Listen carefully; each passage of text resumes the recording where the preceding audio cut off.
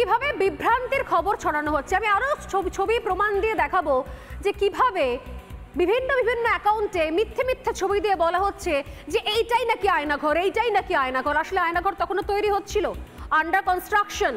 এবং আমি আরও একবার বলছি এখানে আজকে এই প্রশ্ন উত্তর ডিবেটে যাওয়ার আগে যে এরকম আরও 5 থেকে 6খানা আয়নাঘর এই মুহূর্তে আন্ডার কনস্ট্রাকশন রয়েছে, যেগুলো তৈরির কাজ শুরু হয়ে গেছে এবং তার জন্য বাইরে থেকে ধরনের স্টিলের চেয়ারও কিনে আনা হয়েছে।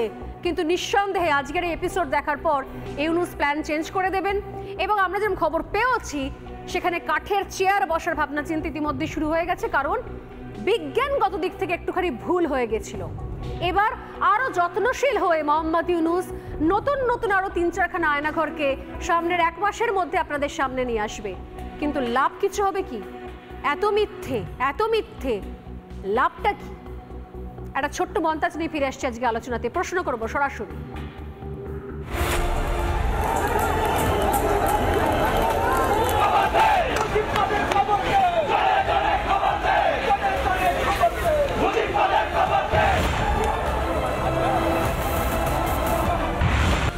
এরকম টর্চার সেল সারা বাংলাদেশ জুড়ে আছে। মনুষ্যত্ববোধ বলে কোনো জিনিস যা আছে সেটার থেকে বহু গভীরে নিয়ে গেছে এটা নিশ্চিহ্ন করার জন্য। নৃশংস অবস্থা, প্রতিটি জিনিস যে হয়েছে এখানে। মুরগির খাঁচা চেয়ে বড় হয় এরকম অবস্থা। মুরগিও নড়াচড়ার যেরকম জায়গা পায় না, ওরও নড়াচড়ার কোনো জায়গা নেই। ওকে অবস্থা রাখা হয়েছে মাসের পর মাস, বছরের পর বছর।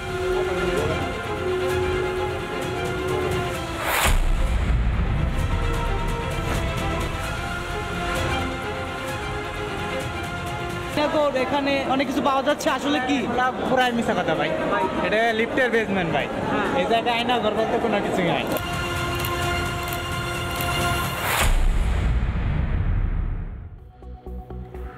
যে ছবিগুলো সরকারি তরফ থেকে, বাংলাদেশের সরকারের তরফ থেকে ইউনূসের দপ্তর নিজেই পোস্ট করেছে, সেই ছবিগুলোর তো একটা একটা করে বিশ্লেষণ করিয়ে দিয়েছি। বাকি যে প্রশ্নগুলো রয়েছে আমার, সেই প্রশ্নগুলো নিয়ে আমি আসছি।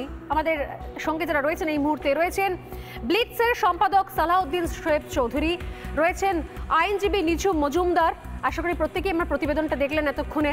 রয়েছেন বিবেকানন্দ গবেষণা কেন্দ্রের তরফ থেকে গবেষণা কেন্দ্রের সাধারণ সম্পাদক নরেন্দ্রনাথ মজুমদার, এবং রয়েছেন সাংবাদিক রক্তিম দাস, ভারতীয় সাংবাদিক রক্তিম দাস, এবং বিজেপি মুখপাত্র অভ্র সেন। প্রত্যেককে স্বাগত রিপাবলিক বাংলায় সোজাসুজি স্বর্ণালীতে। যে প্রশ্নগুলো এই মুহূর্তে সব থেকে বেশি করা দরকার সেই প্রশ্নগুলো দিয়ে আমি বাকি সবার কাছে যাই, এই প্রশ্নগুলোরই উত্তর খুঁজবো। প্রশ্ন নাম্বার 1, আয়নাঘর খুঁজতে 6 মাস সময় লাগলো কেন? প্রশ্ন নাম্বার 2, আয়নাঘরে কতজন বন্দী পাওয়া গেছে? কোনো উত্তর আছে কি? শুধু ফটো সেশন দেখলাম কিন্তু কোনো বন্দির নাম ও নিশান দেখতে পেলাম না।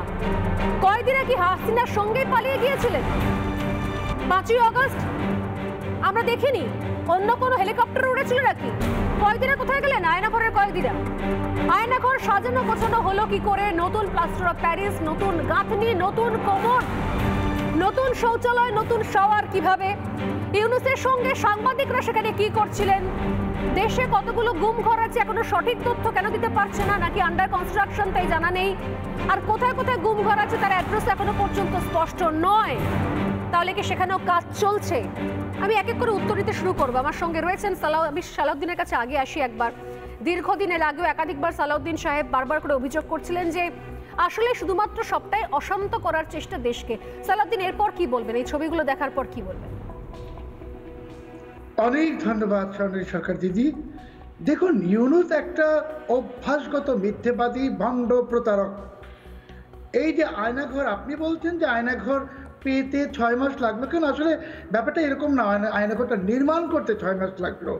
আর ইউনূস তো আর একটা টেন্ডার দিয়ে দিয়েছে যে 700-800 আয়নাঘর নাকি সারা বাংলাদেশে আছে। তো ওইটাও খুঁজতে আরও ইউএসএইড থেকে আরও অনেক টাকা খায় সর আছে। একটা ভণ্ড, একটা চরম মিথ্যেবাদী। ওই যে স্টিলের চেয়ারের কথা বললেন আপনি, বৈদ্যুতিক চেয়ার পৃথিবীর কোথাও নেই। ঠিক আছে, চেয়ারটা ইউনূস বানিয়েছে, সেই চেয়ারেই ইউনূসকে বসানো হবে। আপনি বলেছেন 1 মাস পর ইউনূসের কোনো অস্তিত্ব থাকবে না।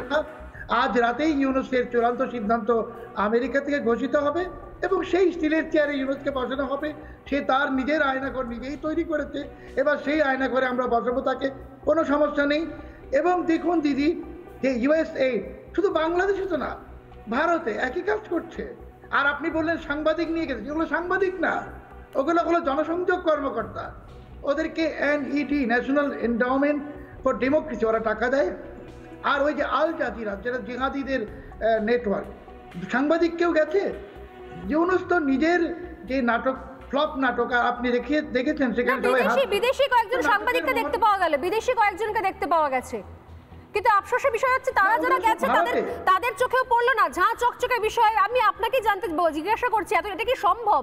একটা গ্রিলে কোনো জং নেই, কোথাও কোনো ঝুল নেই, নতুন নতুন দামি কোমোড, নতুন শাওয়ার, নতুন শৌচালয়, টাইলস লাগানো বাথরুম। কোন দেশে তাদের বন্দীদের জন্য এরকম অ্যারেঞ্জমেন্ট রাখে, এরকম বন্দোবস্ত রাখে? এটা কি তাড়াহুড়ো করতে গিয়ে বেশি খরচ হয়ে গেছে? না না, এটা তো নতুন তৈরি করেছে দিদি, আপনাকে বুঝতে হবে।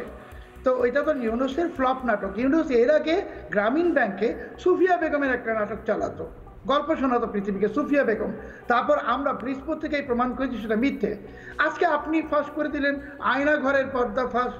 এবার রিপাবলিক বাংলার বিরুদ্ধে লাগবে ইউনূস, কারণ রিপাবলিক বাংলা তো আর কারো কাছ থেকে টাকা নিয়ে এটা করে না। এখন ইউনূস তো 700-800 আয়না ঘরের টাকা নিয়ে বসে আছে, ওইটা বানাতে হবে। আর সব আপনি ধ্বংস করে দিলেন দিদি। আপনি এত নিষ্ঠুর কেন, এত নির্মম কেন? ইউনূস কিছু টাকা কামাতো, তার দালালরা কিছু টাকা কামাতো, আপনি কেমন করলেন দিদি? এটা ঠিক করলেন না। ইউনূস বেচারা এই টাকাগুলো চুরি করার জন্য রেডি ছিল, সেই তার একদম বাড়া ভাতে আপনি ছাই ঢেলে দিয়েছেন। এসব আয়নাঘর ফায়নাঘর সব ফ্লপ নাটক দিদি, ফ্লপ নাটক। তবে বললাম যেহেতু বানিয়েছে, সেখানে ইউনূসকে দিয়ে আমি এই স্টিলের চেয়ারটা, আমরা বাংলাদেশের মানুষ, ওকে দিয়ে এটা উদ্বোধন করাবো, এটা নিশ্চিত থাকুন। আমি আপনার কথার সঙ্গে আমি বাকিদের উত্তর শুনবো, কিন্তু আফসোস হচ্ছে যে বেশ কিছু সাংবাদিক ঘটনাচক্রে এখন, তার মধ্যে এখানে অভ্র রয়েছেন, রক্তিমবাবু রয়েছেন, তারাও বলতে পারবেন আরো ভালো করে। তারা আসলে ভুয়ো সাংবাদিক আমাদের দেশেও, তারা হচ্ছে এগুলোর এখন ধামাধারি হয়ে এগুলোকে প্রমোট করার জন্য কোমর বেঁধে নেমেছেন। আমার সঙ্গে রয়েছেন নিজুম মজুমদার, আইনজীবী, সেও বাংলাদেশেরই সন্তান, এবং তার সঙ্গে রয়েছেন নরেন্দ্রনাথ মজুমদার। আমি নরেন্দ্রনাথ বাবুর সঙ্গে এর আগেও বহুবার কথা হয়েছে, উনি সাপোর্ট করেন ইউনূসকে এবং ওনার মনে হয় যেটা সংস্কার চলছে। আমার নরেন্দ্রনাথ বাবুর কাছে প্রশ্ন, নরেন্দ্রনাথ বাবু কি বলবেন আপনি যে এই যে আয়নাঘরকে ফাইনালি খুঁজে পাওয়া গেল এবং তা নিয়ে এত প্রশ্ন, কোথায় সেই কয়েদিরা গেল? এত ঝকঝকে তকতকে সালাউদ্দিন সাহেব এক্ষুনি প্রশ্ন করলেন, যেগুলো বানানো হয়েছে।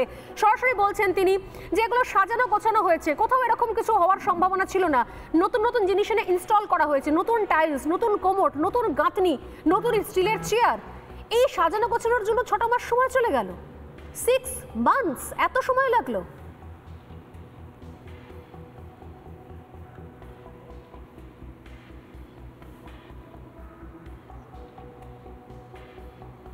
আপনি শুনতে পাচ্ছেন নরেন্দ্রনাথ বাবু?